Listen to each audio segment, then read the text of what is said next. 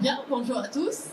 Bienvenue sur cette nouvelle conférence donc, du Salon CPRIT intitulée « Ne les appelez plus imprimeurs ». Vous allez dire pour le Salon du PRIT, c'est un petit peu bizarre comme type de conférence, et pourtant, si vous avez déjà un petit peu circulé dans les allées de ce salon, dans des jetons de dos, dans les allées de ce salon, vous allez pu voir qu'évidemment, on a beaucoup de machines pour imprimer, mais pas que, on a aussi des machines pour faire du volume. On a des prestataires qui proposent tout un tas d'autres solutions autour du print pour proposer donc des solutions complètes aux clients et aider les imprimeurs donc à être beaucoup plus que de simples imprimeurs. Je suis ravie d'accueillir sur ce plateau donc deux néo-imprimeurs, c'est comme ça que je les appelle. Donc Mélanie Rioux-Désurier, qui est PDG de Rioux Solutions, qui va nous présenter son activité et qui travaille beaucoup en petit et grand format dans la théâtralisation, qui propose aussi du web to print et qui propose aussi de la réalité augmentée. Elle vous en dira plus. Et Christophe Osnack, qui est le directeur d'ATC Group, régional de l'État, mais pas que, puisqu'il a des bureaux aussi à Paris, et donc qui travaille aussi beaucoup le volume notamment, et le design, et donc pas seulement le print, il n'est plus le peintre en lettres de ses origines, on va dire. Donc Mélanie, je vais vous laisser présenter votre activité et nous dire comment on est un néo-imprimeur aujourd'hui, ce que ça représente. Bonjour à tous, merci déjà pour cette notion de néo-imprimeur. Parce qu'effectivement, historiquement, nous ne sommes pas imprimeurs, nous étions prestataires pour les imprimeurs. On vient de la photocomposition, alors pour certains c'est un terme barbare, mais c'est vrai que notre savoir-faire est vraiment fait autour du fichier et il nous a paru légitime en 1996 de s'équiper des premières presses numériques. Alors pourquoi le numérique? Parce que les agences à l'époque qui étaient nos clients pour la photocomposition, la photographie, la réalisation des fameux films pour pouvoir préparer les plaques en offset, et les agences se sont équipées de Mac, de solutions en interne. Donc on s'est dit, ok, quelle perspective pour une structure comme la nôtre qui était, c'est peut-être noté quelque part, familiale, puisque c'est mon père qui a commencé comme beaucoup dans le garage de la maison, c'est ce qu'on appellerait aujourd'hui un auto-entrepreneur. Et donc on s'est dit, ben voilà, moi je suis arrivée en 96, j'ai fait une étude de marché sur les potentiels de l'impression numérique qui n'était pas encore connue en France. Je vais essayer de dérouler en même temps, mais c'est pas évident pour moi. Donc on s'est dit, voilà, le média papier est un média qui a de l'avenir. Alors, vous noterez bien que je parle de média, parce que pour nous, la solution de l'imprimer n'est pas mort, on en est convaincu. L'imprimer, il faut le rendre juste intelligent. Et c'est pour ça qu'on revendique cette posture de ne nous appeler pas imprimeurs, c'est qu'aujourd'hui, nous avons gardé nos métiers antérieurs, c'est-à-dire la photocomposition, que je rappellerai maintenant plutôt la PAO, la création, le design. Et aujourd'hui, le média papier est surtout pour nous la réalisation, la quintessence, je veux dire, de la finalisation de nos travaux en amont. C'est-à-dire qu'aujourd'hui, comme le disait Cécile tout à l'heure, on travaille essentiellement pour la communication de point de vente. Et on a pris une posture. Je suis un peu troublée parce que mon cheminement n'est pas celui que j'avais prévu, donc je vais laisser comme ça. Si vous voulez, mais peu importe, c'est pas trop grave. Dans le sens où aujourd'hui on s'est positionné déjà comme support de communication pour le point de vente. Donc ça va, le point de vente va du packaging à la PNV, à la théâtralisation. Et aujourd'hui on met nos savoirs qui sont autour du fichier. Aujourd'hui on a une maîtrise du fichier, que ce soit faire du POM-P. Alors c'est vrai que mes opérateurs n'apprécieraient pas du tout que je leur dise qu'il faut juste faire POM-P pour imprimer. Mais aujourd'hui, faire un POM-P, faire un POM HTML ou un POM je ne sais pas quoi, nous permet aujourd'hui de rendre l'imprimé intelligent. Et aujourd'hui, notre métier est plutôt dans la co-conception, c'est-à-dire qu'on va travailler avec nos clients. D'ailleurs, vous faisiez allusion tout à l'heure à l'intervention sur la réalité augmentée. Aujourd'hui, nous, on accompagne nos clients dans des travaux depuis l'amont. C'est-à-dire qu'aujourd'hui, je vais sur un point de vente, on va travailler sur la théâtralisation d'un nouveau rayon, par exemple, et on va travailler sur le design, donc l'aspect graphique, mais on va travailler aussi sur le conseil de quels matériaux utiliser, et c'est là où je remets ma casquette d'imprimeur. Voilà, j'étais un peu confuse, vous me pardonnerez, mais j'ai pas eu mon slide dans le bon sens. Voilà. Donc, je vois pas ce que je peux ajouter d'autre. Ouais, je vais te donner un petit coup de main, je vais prendre la suite. Merci. On pourra lancer la vidéo après, en fait. Donc nous, on vient du métier de peintre en lettres. Donc il y a 30 ans, on peignait les lettres. La seule révolution technologique de l'époque, c'était la découpe d'adhésifs, et tout ce qui était décor était réalisé en peinture. On a eu la chance d'avoir les moyens d'investir dans la révolution technologique de l'impression numérique grand format. Alors, nous, on parle de grand format à partir d'1,60 m de lèse et jusqu'à 5 mètres de lèse, impression en continu. Donc, à l'époque, on a été l'une des premières entreprises à investir dans du matériel très performant que l'on utilisait uniquement dans notre domaine. Un panneau 4x3, si vous vous souvenez de cette dimension, on en voit de moins en moins dans nos villes. On mettait à peu près 3 jours pour le fabriquer étant intranet. Il fallait préparer le support, il fallait projeter l'image, la peindre, découper les lettrages et les installer. Aujourd'hui, 12 mètres carrés, ça s'imprime à les fichiers compris en 30 minutes. Donc voilà le gap et la différence principale de notre activité.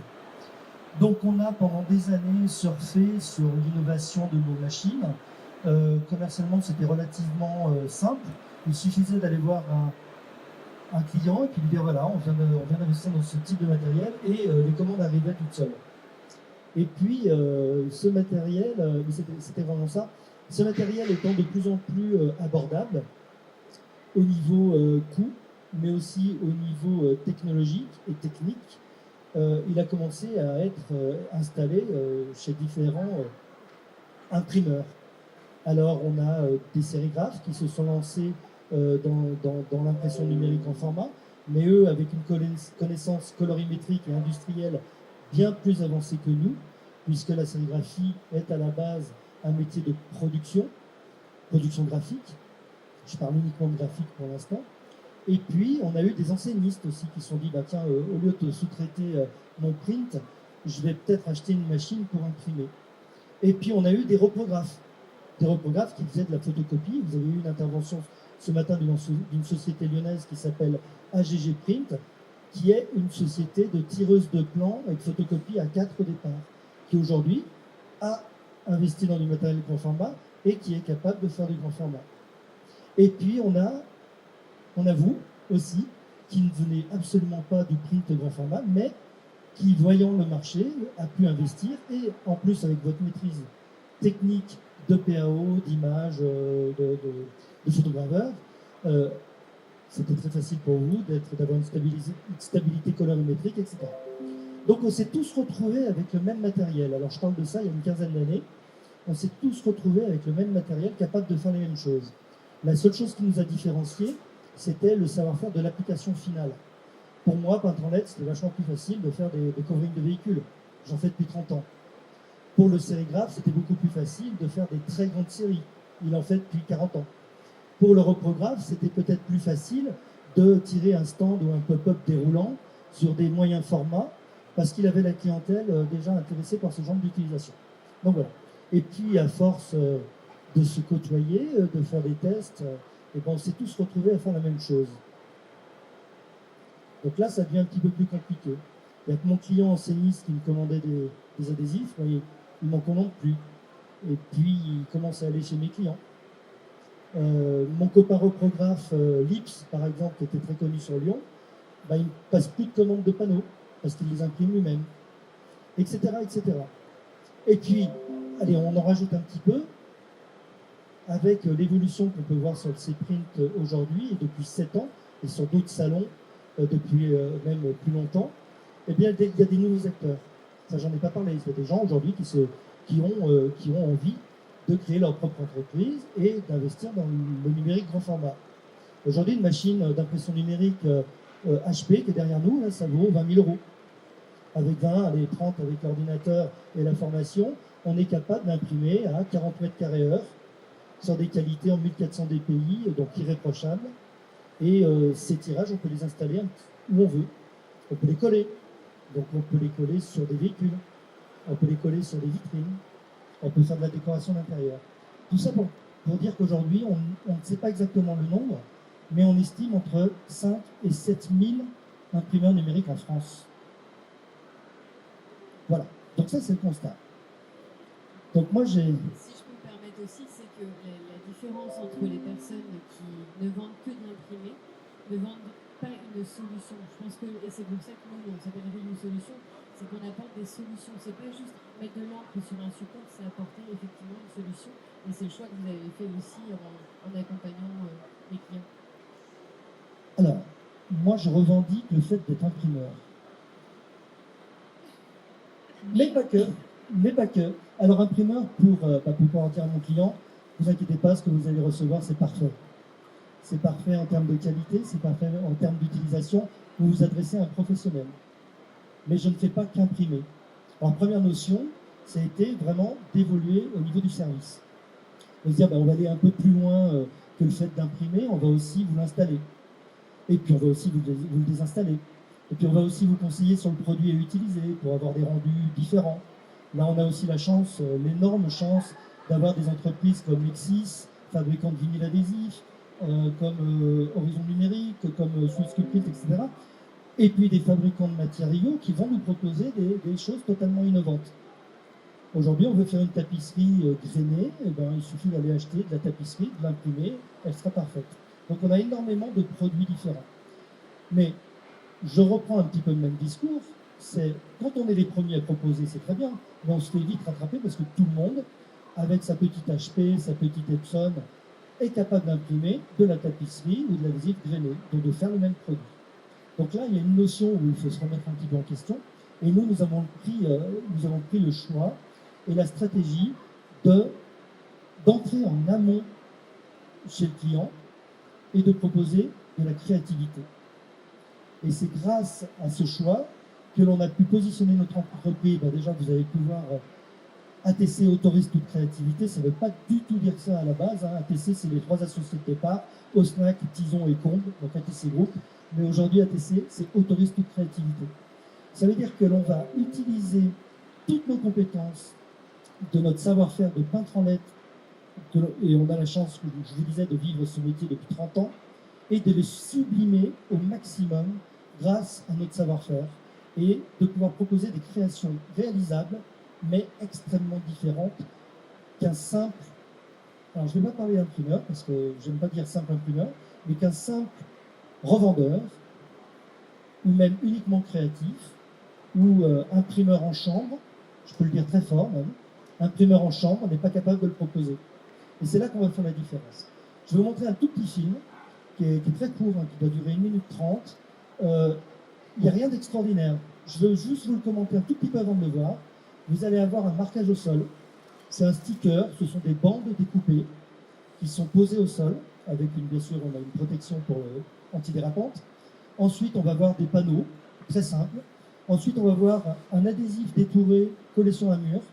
Ensuite, on va apercevoir une bâche, ou une toile qui fait 45 mètres par 5 mètres de haut, imprimée en une laie. Et ensuite, on va voir un décor de cinéma, un petit peu, qui est réalisé en carton. Tout ça pour vous dire qu'il n'y a rien d'extraordinaire dans ce que vous allez voir.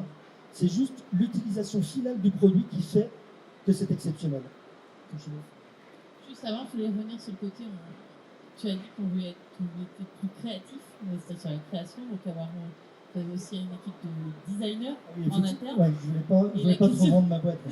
Non, mais moi, la question que j'ai juste à ce niveau-là, c'est tu travailles aussi avec des agences qui ont aussi des créas en interne. Comment ça se passe avec ces clients-là quand on intègre le design aussi dans sa propre entreprise? Alors tout d'abord, on a créé effectivement un service création avec une direction artistique, des designers graphiques et des designers produits.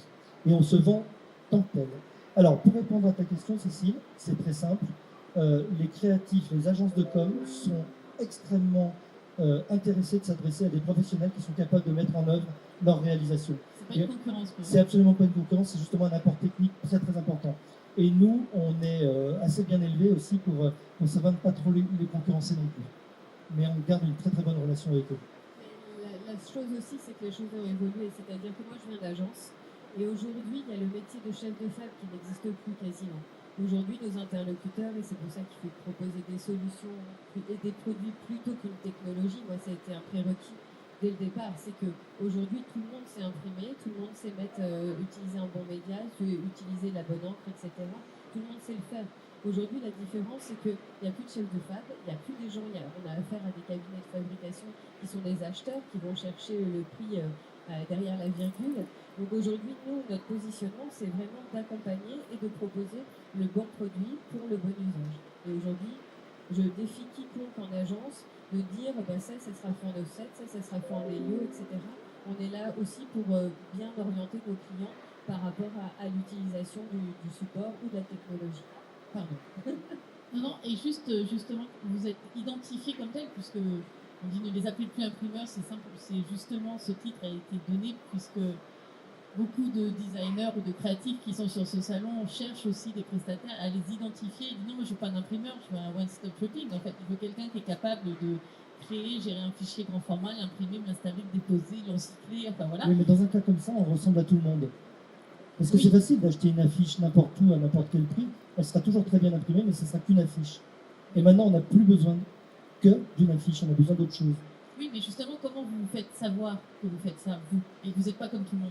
Alors, par les réseaux sociaux, heureusement, on a beaucoup de chance avec les réseaux sociaux, grâce à vous. Merci. Non, mais avec beaucoup de présence terrain, et puis effectivement, en montrant nos réalisations, c'est un travail de longue haleine, c'est clair. Faire rentrer les gens dans les ateliers, en fait, qui viennent voir. Et... Aussi beaucoup. Et puis, pardon, mais c'est vrai que nous, pour montrer par l'exemple, on n'a pas hésité par rapport on a déménagé il y a 2 ans, à installer un showroom. Alors qu'on n'aurait jamais vu ça chez un imprimeur il y a quelques années. Aujourd'hui, on a un showroom, on propose notre salle pour faire ce que nos clients appellent des copies, parce qu'on travaille essentiellement pour la grande distribution. On invite nos clients à faire leur propre rendez-vous in situ, leur réunion chez nous, et c'est l'occasion pour nous de parler de ce que l'on sait faire, et que eux se rendent compte de la techno. Parce que des fois, on dit on ne veut pas être imprimeur, ok, mais sauf que quand on a 60 mètres carrés heure et qu'on doit en faire 6000 et il nous laisse 3 jours, à un moment, il faut qu'ils se rendent compte que la techno est super, mais on ne peut pas rentrer, si on fait un 38, on ne rentre pas dans un 36. Donc voilà, il y a des moments comme ça où ça aussi, cette proximité qu'on arrive à avoir avec nos propres clients, les faire venir, leur faire découvrir nos métiers, c'est un plus. C'est là où on remet la casquette d'imprimeur quelque part. Voilà. En nous, on a la chance aussi d'avoir un levier sur la région lyonnaise qui est le levier de l'art contemporain avec les biennales et le musée qui est extrêmement dynamique aussi. Et depuis quelques années, on est mécène et on soutient des artistes et on réalise des œuvres un peu exceptionnelles, parce que là, il n'y a pas de frein, tout est ouvert. Et on réalise des œuvres exceptionnelles avec des artistes contemporains. Par exemple, on a fait la façade de la sucrière qui fait 1000 mètres carrés avec un tissu particulier. On a habillé un silo de 300 mètres carrés circulaire. Bon, voilà. Donc on a beaucoup de... Et ça nous fait connaître dans ce réseau. Et grâce à ça, par exemple, on a aussi décoré une plateforme pétrolière au Danemark pour un pétrolier qui est mécène d'art contemporain, et donc on a fait toute une décoration intérieure de bâtiments. Ouais. Il faut savoir dire que la communication, c'est quand même un enjeu important pour vous sur vos métiers. Il faut communiquer quand même sur vos métiers, c'est important. C'est clair, oui, tout à fait. Allez, cinéma.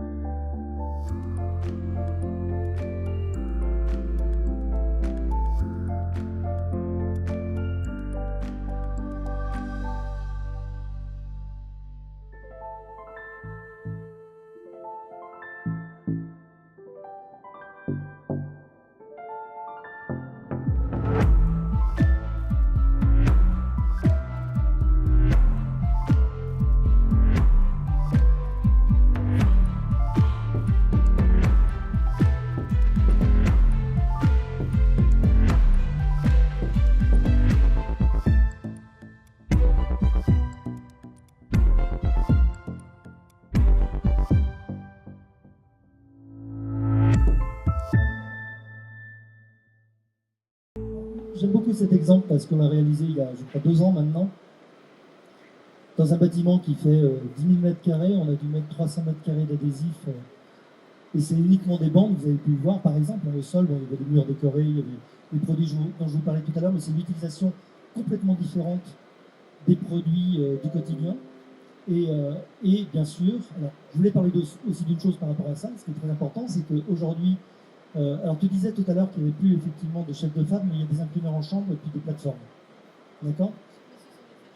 Ce sont des acheteurs, effectivement. Aujourd'hui, si on vend du vinyle pour une plateforme, pour une communication en grande surface, tu me reprendras si j'ai tort, on est à 7 € du mètre carré et on est content. Quand on vend du vinyle pour faire une décoration et une personnalisation, on peut multiplier par 20, 30, 40, 50. Le même produit. On en fera moins, mais on le fera mieux. Et c'est ça, à mon avis, qui nous fera réussir dans une notion d'avenir pour faire évoluer notre savoir-faire. Et non plus se battre sur une compétition de coûts à tout prix.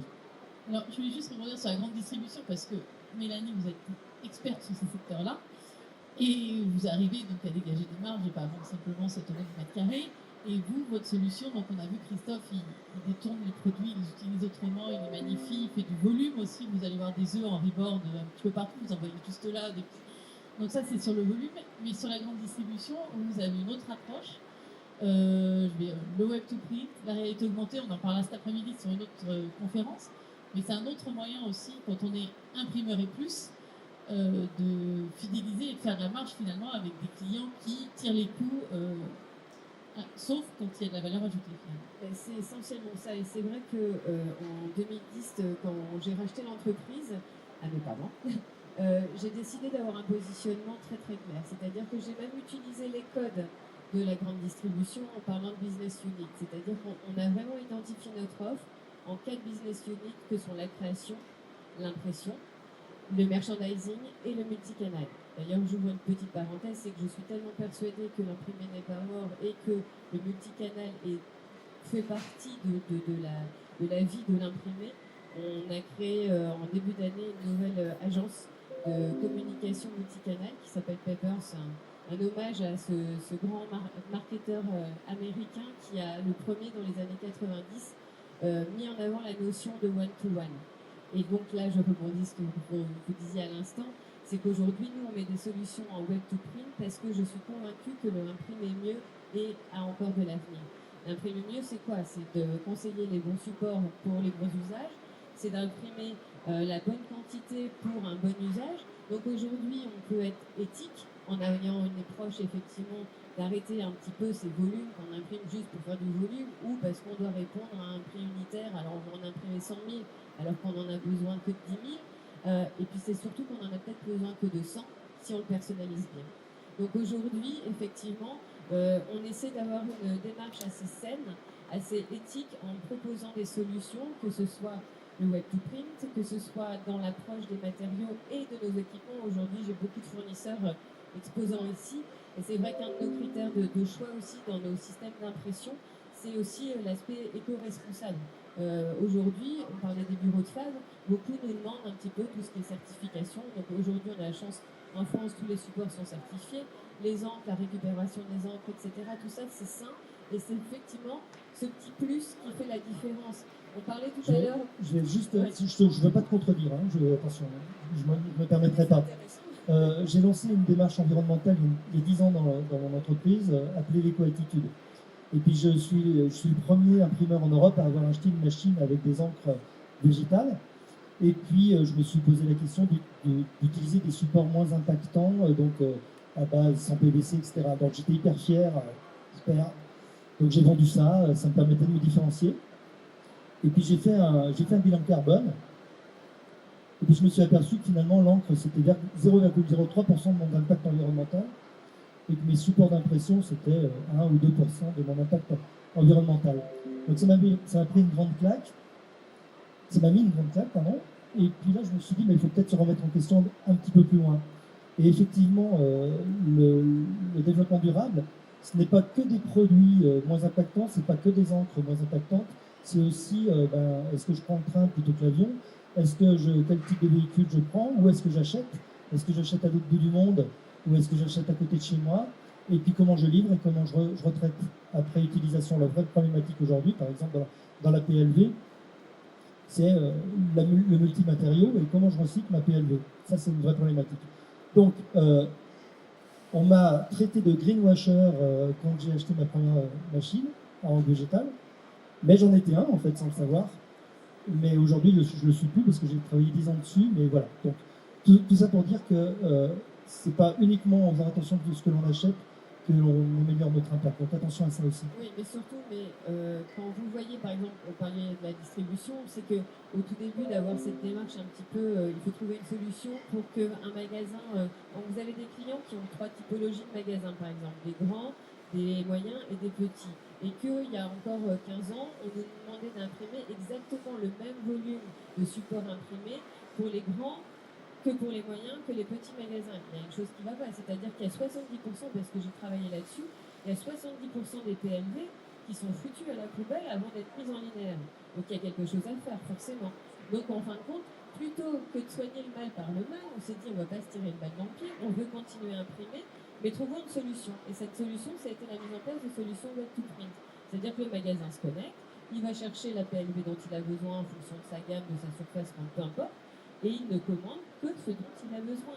Après, effectivement, moi, ce qui me frustre un petit peu, et ça va être l'objet de mon rendez-vous demain chez un client, c'est que moi, ma PLV, j'ai beau la faire, effectivement, avec des encres latex qui sont un petit peu plus propres que les autres, enfin, moins soi-disant, l'UV, etc., c'est que moi, toutes mes PLV, elles finissent quand même dans la benne derrière le magasin. Et qui, elle, n'est pas... donc, est-ce que moi, mon accompagnement auprès de mes clients s'arrête, je vous ai livré, vous êtes content, vous avez reçu votre PLV, ou est-ce que je vais plus loin et je travaille sur cet accompagnement, c'est, voyons après ce qui se passe chez vous dans votre propre point de vente. Et voilà, aujourd'hui j'en suis là, demain je présente des super produits écolos, des choses comme ça. Monsieur est présent, merci, grâce à vous je vais faire une jolie présentation demain.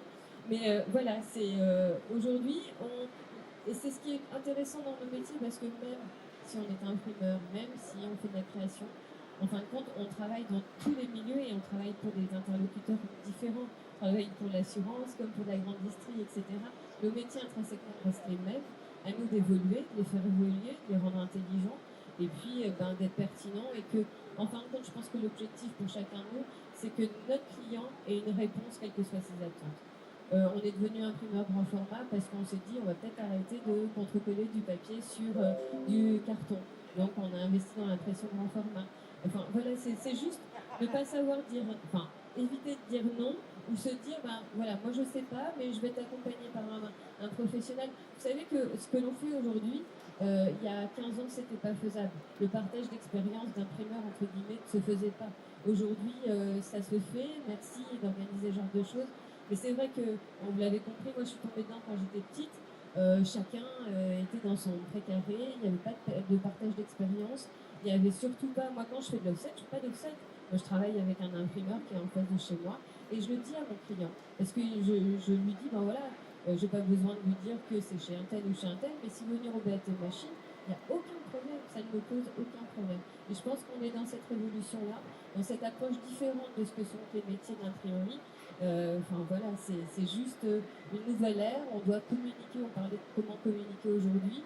La communication, c'est effectivement travailler sur les réseaux sociaux, être présent sur des salons et se donner les moyens de se faire connaître. Et ne plus être, je ne sais pas, vous l'avez peut-être lu aussi, c'est le zéro track de chez Monoprix. Moi j'ai beaucoup réagi sur les réseaux sociaux à ce niveau-là.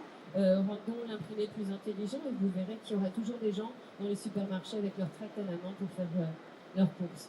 Mais par contre, aidons les gens qui chez eux vont scanner peut-être grâce à la réalité augmentée, savoir si le produit dont ils pourraient faire l'acquisition est disponible dans le magasin à côté de chez eux. Rendons l'imprimé intelligent. Aujourd'hui, la techno le permet. Moi, j'ai la chance d'avoir quelques clients qui sont audacieux, qui ont une vision de ce que peut être le support imprimé. Donc, allons-y. Le zéro track de Carrefour, Leclerc l'avait tenté il y a quelques années et ça avait fait un flop monumental également. Ça n'avait pas fonctionné. Moi, ce que je comprends quand je vous écoute, c'est qu'imprimer, c'est plus un métier, mais un savoir-faire en milieu d'autres, mis au service d'autres services complets. Du coup, la question, c'est quand on vous dit que vous faites quoi dans la vie, vous répondez quoi? vous faites quoi? C'est quoi le métier? Alors, ça, c'est une vraie question, en fait, j'en sais rien. Moi, alors, ce que je réponds aujourd'hui, je suis imprimeur numérique grand format. Donc, je parle d'imprimeur, je parle d'imprimer, mais c'est compliqué d'expliquer autre chose. Et plus, en fait. Et plus, et beaucoup plus. Alors ça, je dis ça aux gens avec qui je discute, qui ne connaissent pas le métier. Et ceux qui connaissent le métier, je vais leur expliquer que je pars sur d'autres produits, que je travaille du volume, etc. Mais c'est vrai que c'est très, très difficile. Moi, c'est simple, je dis que vous avez 1h30 et je vous explique. Voilà. Très bien, merci beaucoup à tous les deux. Est-ce qu'il y a des commentaires, des témoignages, des questions à poser à nos deux néo-imprimeurs et plus? Non, c'était très clair. Bah, écoutez, merci beaucoup. Merci à tous les deux pour vos témoignages. Et puis, si la réalité augmentée vous intéresse, on retrouve Mélanie tout à l'heure pour une autre conférence avec la marque Inesis, puisqu'elle a développé cette solution pour cette marque-là. Et Christophe, qui préside aussi la FESPA, se retrouve ici et vous verrez des réalisations en volume directement à côté de nous. Vous verrez donc tout le champ des possibles, comme on dit. Merci beaucoup. Très bonne soirée.